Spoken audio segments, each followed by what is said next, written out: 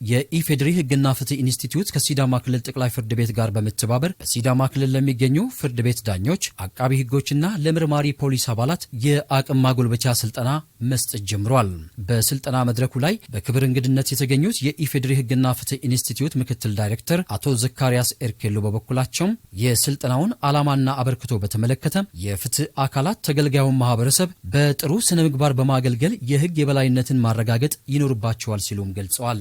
ዋናው ምንድነው ህዝብን በአግባቡ ማገልገል እንዲችሉ የህግ በላይነት እንዲሰፍን በማድረግ ረገድ የብቃት እንዲኖራቸው ሙያዊ ብቃት እንዲኖራቸው ስነ ምግባር ኖሯቸው ማገልገል እንዲችሉ የሚያደርጉ በየዘርፉ ለአቃቤ የአቃቤ ሕግ ስነ ምግባር አለ፣ ለዳኞችም እንደዚሁ የዳኞች ስነ ምግባር፣ ለፖሊስም እንደዚሁ በየዘርፉ ስልጠና እንሰጣለን። በተለይ ሙስናና ብልሹ አሰራርን ለመከላከል ዜጎችን በቅንነት በታማኝነትና ተገልጋዩን ማህበረሰብ በሚፈለገው ልክ ለማገልገል ውጤታማና ተደራሽ ስራዎች እየተሰሩ መሆኑን ተናግረው ስልጠናውም የፍትህ ስርዓቱን የሚያረጋግጥ ስለመሆኑም አመልክተዋል።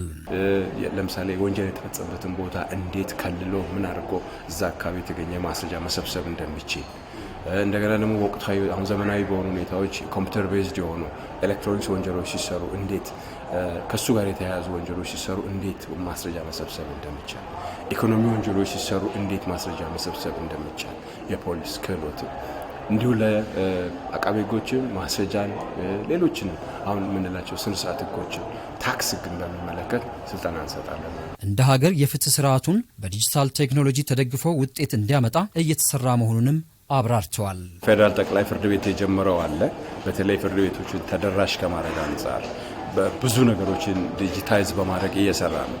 አሁን ኢቭን ወደ ፌደራል ፍርድ ቤት መሄድ ሳያስፈልግ እዚህ ቁጭ ብሎ ኬዞችን ከማረሚያ ቤት ጋርም እንደዚሁ ቁጭ ብሎ እዛው ማስቻል እዛው አክሰሰብል ማድረግ የሚቻልበት በቪዲዮ የተደገፈ የችሎት ስርዓት ኦልሬዲ ኢስታብሊሽ ተደርጎ ስራ ላይ ውሏል።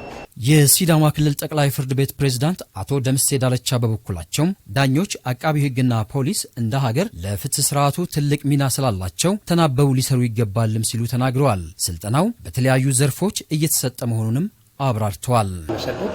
እንደ ፍርድ ቤት የፍትሐብሔር ስነ ስርዓት ሕግ ላይ ነው ስልጠና አንዱ፣ ሁለተኛው በውርስ ሕግ ላይ ነው፣ ሶስተኛው ማስረጃ ሕግ ነው እና እነዚህ በዚህ ሰዓት ላይ ስልጠና የሚያስፈልጓቸው ናቸው ብለን የለየናቸው ናቸው። ስልጠናውን ለመውሰድ የሰጡ ዳኞችንም በጥንቃቄ ለመምረጥ የሞከር ነው። በተለይ ከዚህ በፊት በተከታታይ ስልጠና ያልወሰዱትን ነው ለመምረጥ የሞከር ነው። የፍትህ ስርዓቱም የዜጎች ተቀዳሚ ፍላጎት በመሆኑ የዘርፉ አካላት ቅድሚያ ሰጥተው ሊሰሩ ይገባል። የፍትህ ስርዓቱም እንዳይዛባም ሁሉም የበኩሉን ሊወጣ ይገባልም ብለዋል። መሆን የሚገባውን ነገር እያየ ጥቅም ስላገኘ ወይ ዘመድ ስለሆነ ጓደኛ የሚታወቀው ሰው ስለሆነ ለዛ ሰው አድልተ መሆን የማይገባው ነገር ስታደርግ ፍትህ ተዛባ ይባላል። ይሄ በጣም የሚወገዝ ጉዳይ ነው በመሰባችን ውስጥ። ስለዚህ ይህንን ለመቅረፍ እኛ እንደ ክልል የምንሰራው ስራ አለ፣ ሌሎች የፍትህ አካላት የሚሰሩ ስራ አለ በየተቋሞቻቸው። እኛም እንደ ፍርድ ቤት በራሳችን ወስደን እየሰራን ያለነው ትልቅ ስራ አለ በዚህ ረገድ።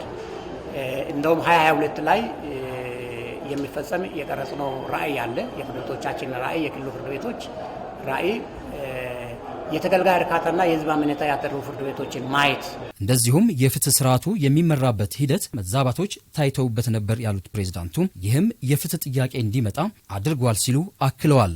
ይህንንም ለመቅረፍ ጠንካራ ስራ እየተሰራ መሆኑንም አመልክተዋል።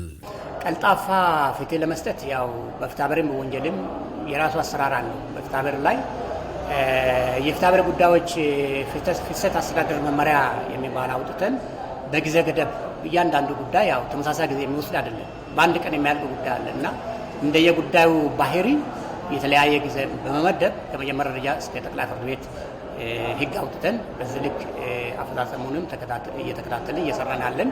በመጨረሻም ለክልሉ ዳኞች፣ አቃቢ ሕጎችና ለመርማሪ ፖሊስ አባላት የአቅም ማጎልበቻ ስልጠናው ለተከታታይ 6 ቀናት እንደሚሰጥ ከመድረኩ ተገልጿል።